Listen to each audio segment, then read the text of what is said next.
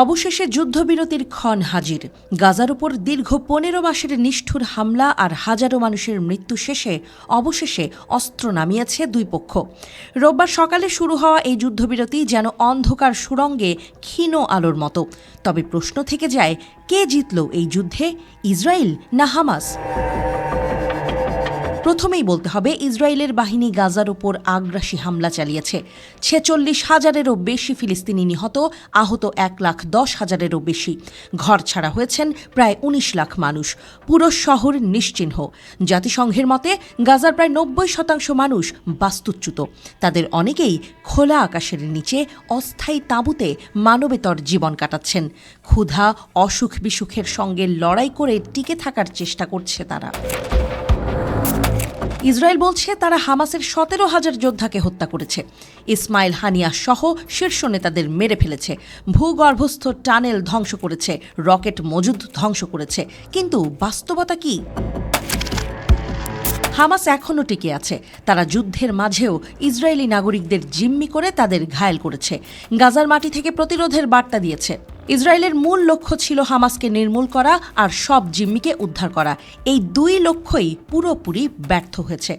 হামাসের শক্তি শুধু তাদের অস্ত্রে নয়, বরং তাদের প্রতিরোধে। ১৫ মাসের ভয়াবহ যুদ্ধেও তারা মাথা নোয়ায়নি। গাজার মানুষ হারিয়েছে সবকিছু, বাড়ি, ঘর, পরিবার, সব।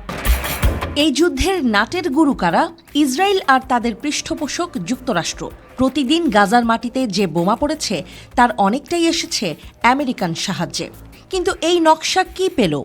একটা ভঙ্গুর গাজা, ক্ষতবিক্ষত লাখো মানুষ আর ইসরায়েলের বৈশ্বিক সমালোচনা। তাহলে কে জিতল? যদি ক্ষয়ক্ষতির মাপকাঠিতে বিচার করা হয় তাহলে কেউই জেতেনি। ফিলিস্তিনি জনগণ সবচেয়ে বেশি ক্ষতিগ্রস্ত। তবে প্রতিরোধের মানদণ্ডে বিচার করলে হামাসই জয়ী। ইসরায়েলের শত আগ্রাসনেও তারা ধ্বংস হয়নি। গাজা হারিয়েছে লাখো প্রাণ, তাদের শহর, তাদের আশা। কিন্তু পেয়েছে বিশ্ববাসীর সহানুভূতি। ইসরায়েলের আগ্রাসনের বিরুদ্ধে গড়ে উঠেছে বৈশ্বিক জনমত। গাজার প্রতিরোধ যেন পরবর্তী প্রজন্মের স্বাধীনতার স্বপ্নকে আরও দৃঢ় করেছে। যুদ্ধবিরতির এই ক্ষণ কি নতুন আশার সূচনা, নাকি কেবলই এক ক্ষণিক বিরতি?